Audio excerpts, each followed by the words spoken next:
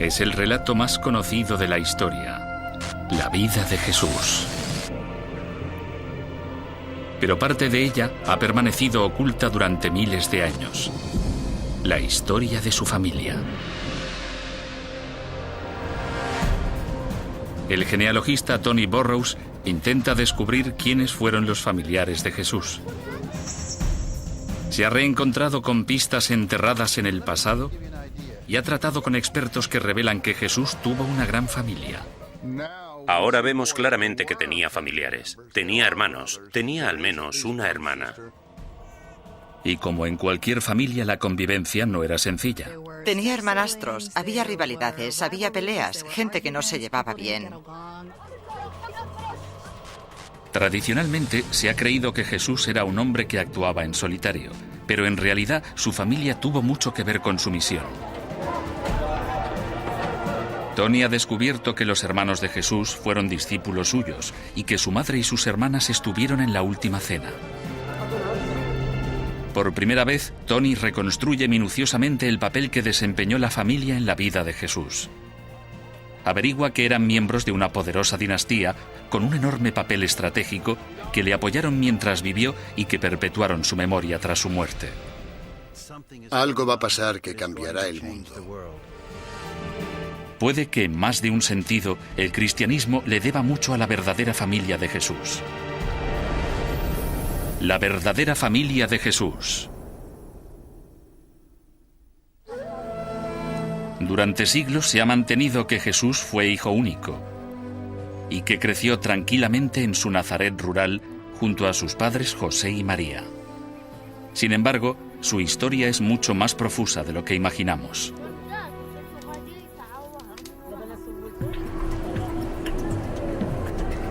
El detective y genealogista Tony Burrows investiga con el fin de encontrar a la verdadera familia de Jesús.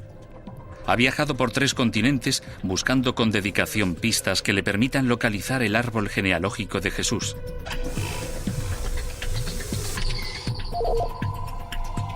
Y lo que Tony ha descubierto por ahora ya le ha hecho cambiar de parecer. Durante toda mi vida siempre he pensado que Jesús era hijo único. Nunca imaginé que tenía una familia tan grande. Jesús tenía hermanos, hermanas, tías y tíos. Y creció rodeado del ruido propio de una vida familiar normal. El árbol genealógico de Jesús era complejo, rico y variado, y respondía al modelo de una familia influyente.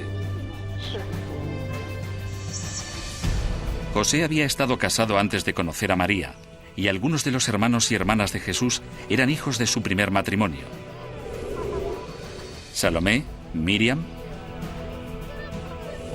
Santiago y José eran los hermanastros mayores de Jesús.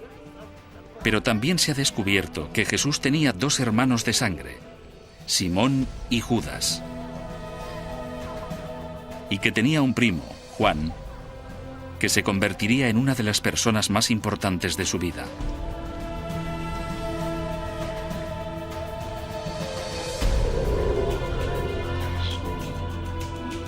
Sin embargo, Tony quiere saber si la familia de Jesús jugó algún papel importante en su misión.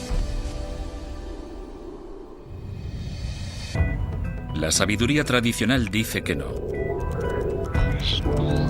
De hecho, los evangelios parecen indicar que Jesús actuaba solo, con la única ayuda de un grupo de discípulos.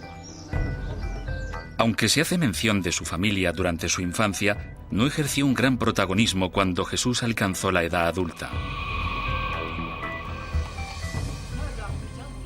En las pocas ocasiones en que se cita, Jesús se enfrenta a sus parientes. Los evangelios describen un incidente que se produce cuando Jesús está predicando ante la multitud y le comunican que han llegado los miembros de su familia. María quiere ver a su hijo. ¿Y qué dice Jesús? ¿Abrid la puerta y hacedlos entrar, es mi familia? No. Dice, estos hombres de aquí, estos son mi familia. Parece ser que la gente que había crecido con él y que mejor le conocía, le rechazaba públicamente. Pero Tony no cree que esta sea toda la historia. Mientras escudriña bajo la superficie del retrato del Evangelio, descubre pistas que indican que, lejos de estar dividida, la familia de Jesús desempeñó un papel decisivo en su misión.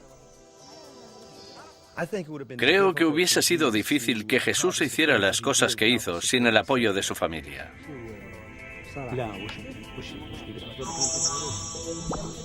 Tony descubre que el hermano mayor de Jesús, Santiago, fue uno de sus discípulos. Su hermana podría haber sido una de sus más comprometidas seguidoras. Su madre permaneció a su lado hasta la crucifixión. Y algunos de sus familiares fueron testigos clave de la resurrección. Pero comencemos por la primera persona que influyó en el ministerio de Jesús, su propio primo.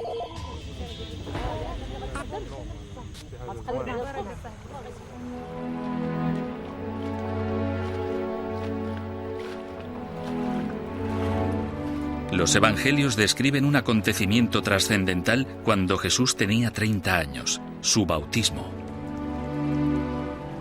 El hombre que lo bautizó fue uno de los personajes más célebres de la Biblia. Su primo, Juan Bautista. Fue una experiencia que marcó el comienzo de la misión de Jesús.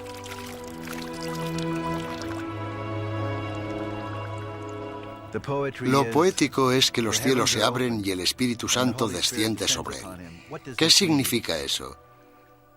Significa que, por primera vez, Jesús comprende clara y profundamente que Dios le ha escogido para algo importante. La experiencia compartida en un acontecimiento tan profundo y espiritual da a entender la estrecha relación entre Jesús y Juan. ¿Qué influencia ejerció Juan Bautista en Jesús? Probablemente fue la persona más influyente de su vida. No solo les unía su misión y su pasión, sino también su genealogía. Compartían los mismos genes. Pero no solo Juan desempeñó un papel clave en el ministerio de Jesús. Tony tiene pruebas de que 2 de los hermanos de Jesús fueron discípulos suyos.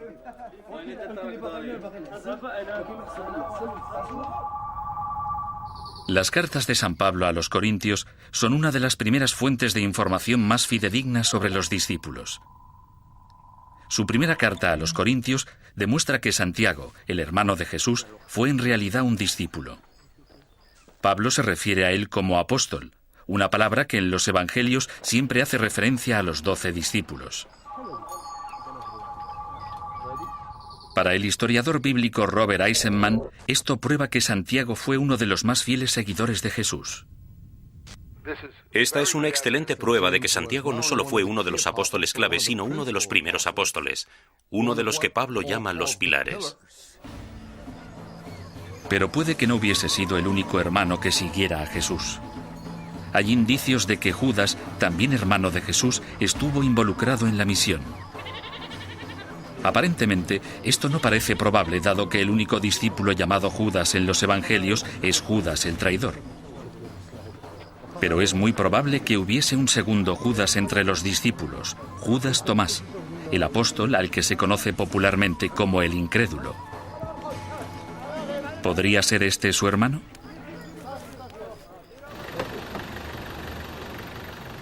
Con el fin de hallar más información, Tony se dirige a Oxford, en Inglaterra, para reunirse con el historiador bíblico Mark Goodacre. Goodacre ha estudiado el significado del nombre Tomás en el siglo I. La palabra Tomás aparece en la lista de discípulos que hay en los evangelios, y esto resulta bastante extraño, puesto que Tomás no era un nombre corriente en el siglo I. No es el nombre que una madre y un padre le pondrían a su hijo. Es una palabra aramea que significa mellizo. Puede que sea el apodo de esa persona. En los evangelios se ponían apodos para evitar la confusión cuando 2 discípulos se llamaban de igual forma. Así que a Judas, el hermano de Jesús, se le puso Tomás o mellizo para distinguirlo del otro discípulo que se llamaba igual, Judas Iscariote. Pero si el discípulo Judas Tomás era en efecto hermano de Jesús, significaría entonces que Jesús tuvo un hermano mellizo. Es una idea controvertida, pero no del todo nueva. Hay una leyenda del siglo III, Los Actos de Tomás, que afirma que Jesús tuvo un hermano mellizo que se le parecía mucho. Mark Goodacre cree que la leyenda tiene una base verídica. Creo que es poco probable que Jesús tuviera un hermano gemelo, pero el origen de la historia o el dato histórico valioso puede haber sido que uno de los hermanos de Jesús se pareciera bastante a él y originara el apodo de el mellizo o Tomás. Así que el discípulo descrito en los evangelios como Tomás no es otro que Judas, el hermano de Jesús. Para mí tiene sentido que los hermanos de Jesús pudieran haber sido algunos de sus discípulos, porque la familia es tu mayor aliado y la lealtad en esa familia puede que fuera muy fuerte. Pero los hermanos de Jesús no fueron los únicos que le apoyaron. Su hermana Salomé también podría haber desempeñado un papel activo. El Evangelio de Marcos se refiere a Salomé como seguidora de Jesús. Marcos no dice que sea su hermana, pero por esa razón es una pista contundente. Con frecuencia los evangelios mencionan nombres de personas sin explicar quiénes son, precisamente porque por todos era conocida su relación con Jesús. Vicky Phillips cree que de eso se trata en este caso. Salomé es un nombre demasiado habitual para suponer que se trata de una simple mujer que le siguió. Por lo que creo que Marcos da por sentado que los lectores saben quién es, que se trata de la hermana de Jesús. Es una posibilidad extraordinaria, una seguidora de Jesús y no cualquier mujer, sino su propia hermana.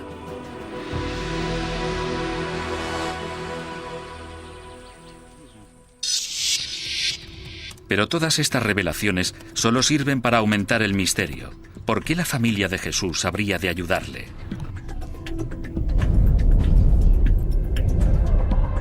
Tony vuelve a ahondar en el árbol genealógico de Jesús y cree que la respuesta puede estar en los secretos de sus antepasados. La familia de Jesús pudo formar parte de una dinastía en el seno de la cual se esperaba que un día nacería un Mesías real.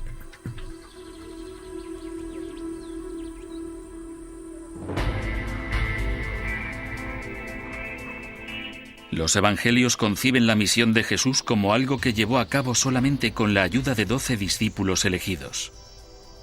Incluso sugieren que cuando se hizo hombre, él y su familia estaban enfrentados. Pero el genealogista Tony Burrows ha descubierto que sus familiares no estaban ni mucho menos distanciados de él. En realidad, sus hermanos y una de sus hermanas podrían haber sido discípulos suyos. Pero eso suscita una pregunta. ¿Por qué habrían seguido a Jesús? Tal vez por el sentido del deber familiar, aunque Tony piensa que no puede ser la única razón. Es natural apoyar a tu familia porque es familia, pero es completamente diferente arriesgar tu vida y arriesgarlo todo por ellos. Así que debió haber habido algo distinto para que los hermanos y hermanas de Jesús apoyaran su misión. Pudo haber existido una razón de mayor peso que la lealtad familiar. Quizás tuvieron motivos para pensar que su hermano era especial, que incluso podía ser el Mesías, el esperado Salvador que liberaría a los judíos de la tiranía romana que controlaba Israel. Pero el Mesías no podía nacer en cualquier familia. Las antiguas profecías judías